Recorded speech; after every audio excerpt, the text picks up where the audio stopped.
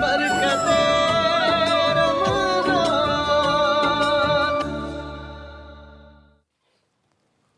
خوش آمدید، ایک بار پھر آپ کی خدمت میں حاضر ہیں برکت رمضان ٹرانسمیشن کے ساتھ۔ اب چلتے ہیں اس سیگمنٹ کی جانب جس میں ہمارے ساتھ ہوتے ہیں علماء کرام اور ثنا خوانان مصطفیٰ، اور علم کی بات بھی ہوتی ہے، عقیدت کے پھول بھی نچھاور ہوتے ہیں۔ سیگمنٹ کا نام ہے بزم علم و عقیدت۔ میرے سرکار میری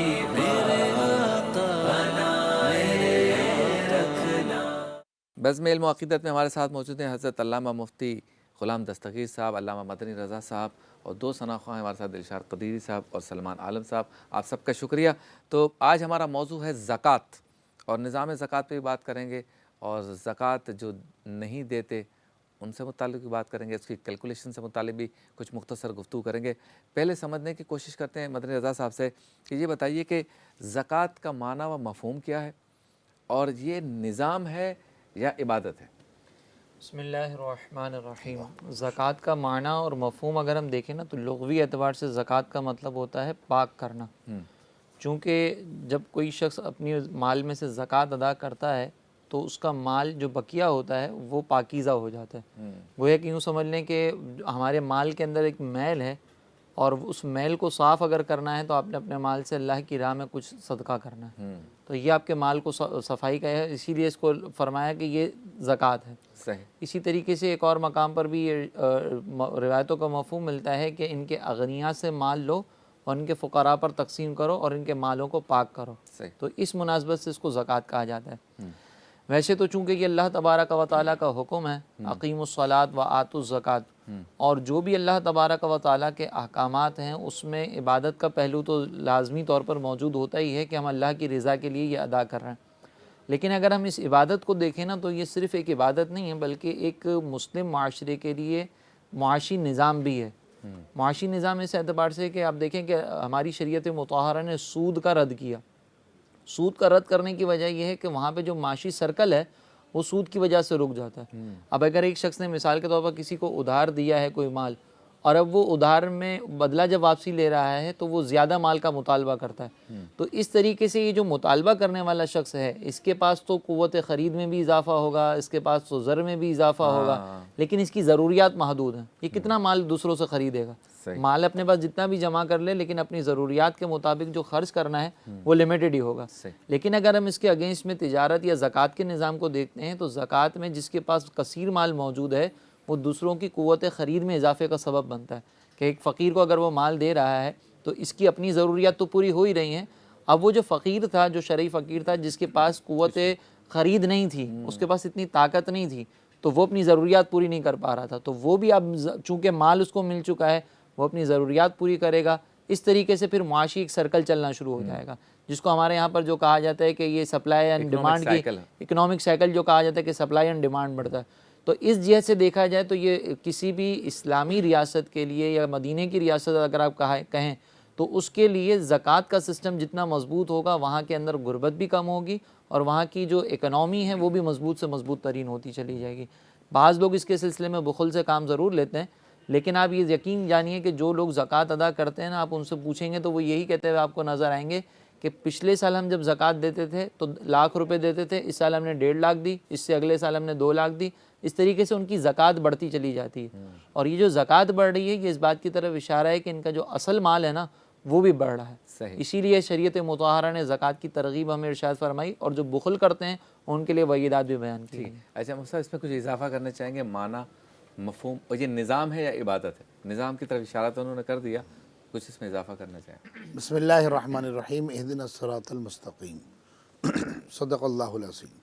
زکوٰۃ اس لیے کہا جاتا ہے جیسے حضرت نے فرمایا کہ پاک کرنا۔ اچھا، زکوٰۃ جو ہے یہ اس کو کہا جاتا ہے مال کا میل۔ آپ جانتے ہیں کہ جب انسان اپنے جسم سے میل دور کرتا ہے تو جسم صحت مند ہو جاتا ہے، اسی طرح جب زکوٰۃ نکالی جائے گی نا مال سے تو مال بڑھ جائے گا، اور یہ عبادت ہے کیونکہ اس کے چھوڑنے پر وعید ارشاد فرمائی قرآن پاک میں، اور حدیث مبارکہ میں فرمایا کہ جو زکوٰۃ جس پر فرض ہوئی اور اس نے زکوٰۃ ادا نہ کی تو کل ورد محشر اس پر ایک گنجا سانپ مسلط کر دیا جائے گا جو اس کو ڈسے گا.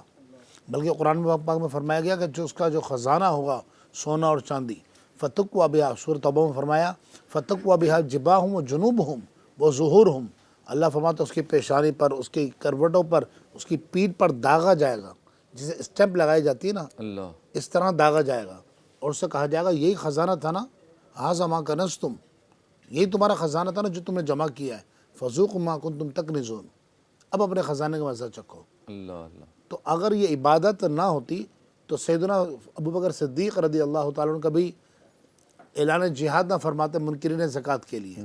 یعنی سرکار دو عالم علیہ السلام کا جب وصال ظاہری ہوا تو ایک تعداد تھی جو منکر ہو گئی کہ ہم زکوٰۃ ادا نہیں کریں گے. سیدنا صدیق اکبر نے اعلان جہاد کیا ان کے خلاف. واہ واہ واہ, اگر یہ عبادت نہ ہوتی تو جہاں یہ جیسا حضرت نے اشارہ فرمایا نظام ہے وہیں عبادت بھی ہے. اور آپ یہ دیکھیں کتنی بڑی فلاح ہے. اچھا دنیا کا کیلکولیٹر یہ کہے گا, ریاضی دان یہ کہے گا, میتھ پڑھانے والا کہے گا کہ 1,00,000 روپے میں سے 2,500 روپے نکال دو آپ کم ہو جائیں گے. عقل بھی یہ کہتی ہے, دانش بھی یہ کہتی ہے, لیکن قرآن فرماتا ہے تم زکوٰۃ نکالو اللہ مال بڑھا دے گا. کیا بات ہے.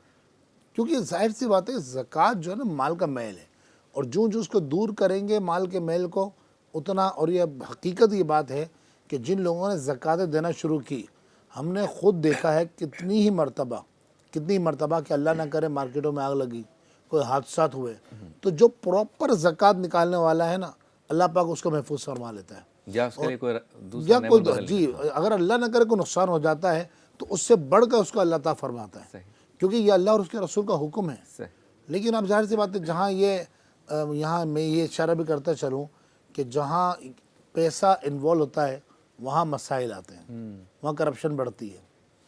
زکوٰۃ دیتے ہوئے ایک شرعی مسئلہ یاد رکھیں کہ مثال کے طور پر میں نے کسی کو زکوٰۃ دی اور بعد میں مجھے پتہ پڑا زکوٰۃ دینے کے بعد کہ یہ تو مستحق ہی نہیں تھا, تو میری زکوٰۃ ضائع ہو گئی, مجھے دوبارہ دینی پڑے گی.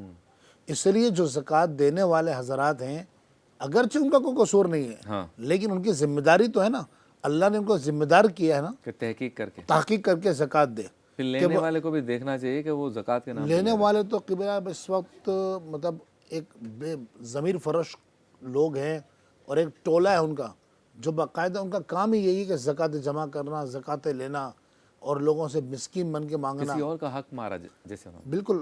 سابقہ دور میں جب ابھی کرونا لگا تھا تو راشن بیچے گئے, پورے لوگوں نے اپنے روم بھر رکھے تھے راشن سے. نے دیکھیں, اور وہ بیچارہ جو سفید پوش ہے جو اپنے بیوی بچوں کو کس طرح پال رہا ہے, وہ سمیٹ کے بیٹھا ہے, وہ بیچارہ مستحق ہے.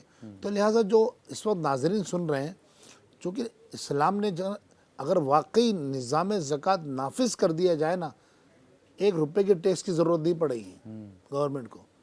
یہ اتنا خوبصورت نظام اسلام کا اگر یہ نافذ کر دیا جائے کما حقوق, اور جتنے مالدار حضرات ہیں وہ اپنی زکوٰۃ نکالنا شروع کر دیں اور صحیح ہاتھ تک پہنچے, تو ظاہر سی بات ہے پھر کسی کو ضرورت ہی نہیں پڑے گی کہ وہ کسی اور کے آگے ہاتھ پھیلائے. کیا بات ہے. میں برطانیہ میں تھا تو مباحثے وغیرہ ہوتے رہتے تھے گوروں کے ساتھ, تو ایک نان مسلم گورے کے ساتھ اسی طرح مباحثہ ہو رہا تھا ہمارے کلچر اور ویلیوز کے اوپر.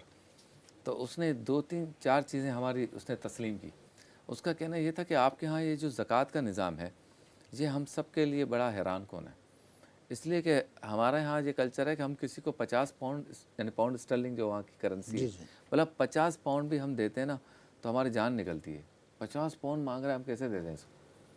اور آپ لوگ اپنے مال میں سے 2.5% دے دیتے ہو اٹھا کر. سبحان اللہ. صرف 1,00,000 روپے والا بھی ہے تو وہ 1,00,000 پاؤنڈ بھی ہے تو اس کو 2,500 پاؤنڈ وہ دے دیتا ہے. ایک تو یہ ہمارے سمجھ سے باہر ہے کہ یہ جذبہ کیا ہے. دوسرا اس نے کہا کہ ہم نے کافی فائنینشیل انسٹیٹیوشن سے پوچھا کہ اس کیلکولیشن کو کرو, تو اس نے کیلکولیٹ کیا کہ دنیا میں 1,70 کروڑ اگر مسلمان ہیں, اس میں سے صاحب حیثیت اتنے ہیں جو زکوٰۃ دے سکتے ہیں. اگر وہ 2.5% زکوٰۃ دیں اور منصفانہ تقسیم ہو تو اس نے کہا کوئی مسلمان غریب نہیں رہے گا. اللہ اکبر. اللہ بولا یہ ہماری کیلکولیشن ہے کہ اگر آپ کے ہاں سے سارے صاحب حیثیت ایمانداری سے 2.5% زکوٰۃ دیں اور یہ زکوٰۃ منصفانہ طور پر برابر تقسیم ہو جائے, ان میں جو زکوٰۃ نہیں دے سکتے تو وہ جو لینے والے ہیں نا وہ ٹھیک ہو جائیں گے, بھوکے نہیں مریں گے. وہ پیروں پہ کھڑا ہو جائے گا. یعنی پہلی بات جو میں نے کی وہ عبادت سے متعلق کی, دوسری میں نے نظام سے متعلق. ماشاءاللہ. آپ سے ملاقات ہوتی ہے نئے نظام کے ساتھ مختصر سے وقفے کے بعد.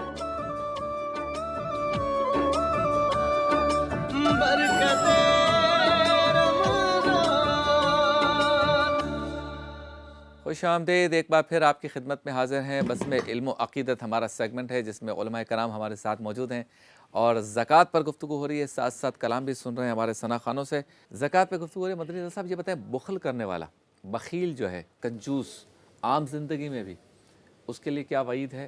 اور زکوٰۃ کے معاملے میں جو بخل کرے کہ نہیں دیتے بھائی، رکھ لیتے ہیں، مجھے بھی تو آج کل ضرورت ہے، میرا کیا ہوگا اگر دوسروں کو دے دیا؟ دیکھیں بخل جو ہے نا، اس کی تعریف یہ ہے کہ جہاں پہ خرچ کرنا ضروری ہے وہاں پہ بھی اپنا ہاتھ روک لینا، ہاں، اس کو کہتے ہیں بخل۔ ایک تو یہ کہ مثال کے طور پر مجھے کہیں خرچ کرنا ضروری نہیں ہے اور میں وہاں پہ اپنا پیسہ بچا رہا ہوں، تو یہ بخل نہیں ہے۔ اگرچہ وہاں پہ بھی تھوڑا سا ہمیں احتیاط سے کام لینا چاہیے کہ اگر دین کی راہ میں خرچ کر رہے ہیں نا تو وہاں پہ پھر ہاتھ تھوڑا سا کھلا ہی رہنا چاہیے۔ لیکن جس بخل کی شریعت نے وعید بیان کی ہے یا جس پر وعیدات بیان کی گئی ہیں، اس سے مراد یہی ہے۔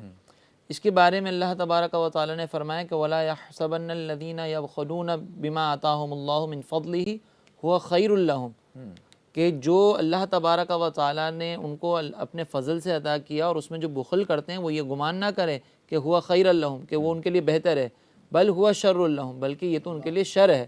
اور یہ شر کس اعتبار سے ہے؟ اللہ تبارک و تعالی نے فرمایا کہ پھر قیامت کے روز ان کا یہ مال ان کے گلے کا طوق بنے گا۔ اللہ، اور روایت میں اس کی جو تصویر کشی کی گئی ہے کہ یہ طوق کس طریقے سے بنے گا، تو فرمایا کہ گنجی سانپ کی صورت میں آئے گا اور جو بخل کرنے والا ہے اس کی گرد لپٹ جائے گا اور پھر اس کو ڈستا رہے گا، اور پھر یہ بھی کہے گا کہ میں تیرا وہ مال ہوں جسے تو بچا بچا کے رکھتا تھا۔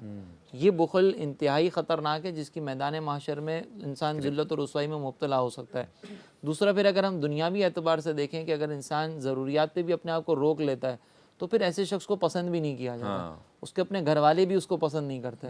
اگر گھر والوں کو کسی چیز کی ضرورت ہے اور وہاں پر وہ پیسے پہ سانپ بن کے بیٹھا ہوا ہو تو ظاہر سی بات ہے کہ ان کے دل میں عزت تو نہیں آئے گی کہ ادھر ہم بھوکے مر رہے ہیں، ادھر ہمارے پاس پہننے کے لیے کپڑے نہیں ہیں اور یہ پیسہ جو ہے وہ حضرت نکالنے کے لیے تیار نہیں ہے۔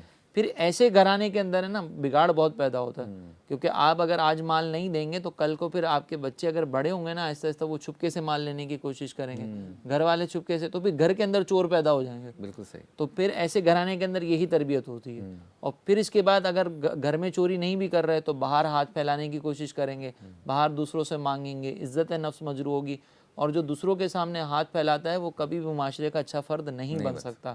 اور یہ ہو کس کی وجہ سے رہے؟ گھر کا ایک سربراہ جو ہے وہ بخل کر رہا ہے اور وہ جو ہے وہ اس طرح کے رویے اختیار کر رہا ہے جس کی بنیاد پر گھر والوں کے اندر یہ برائیاں پیدا ہوئیں۔ تو یہ معاشرتی نقصان بھی ہیں اور اخروی نقصان بھی شریعت نے بیان کیے وہ بھی ہیں۔ اس لیے بخل جو ہے کسی بھی طریقے سے اچھی چیز نہیں ہے۔ بخل کی ایک اور وجہ جو ہے نا وہ مال سے بہت زیادہ محبت کرنا۔ انسان جب مال سے بہت زیادہ محبت کرتا ہے نا تو اس کے اندر بخل پیدا ہو جاتا ہے۔ اب اس مال سے محبت کو اگر دور کرنا ہے نا تو آپ بس یہ ذہن میں رکھ لیں کہ آپ کا مال وہی ہے جو آپ نے اللہ کی راہ میں خرچ کر دیا، کیا بات، اور باقی جو آپ نے جمع کر کے رکھا ہے نا وہ آپ کے ورثہ میں تقسیم ہوگا، وہ آپ کا مال ہی نہیں ہے۔ ٹھیک ہے، ملاقات ہوتی ہے مختصر سے وقفے کے بعد۔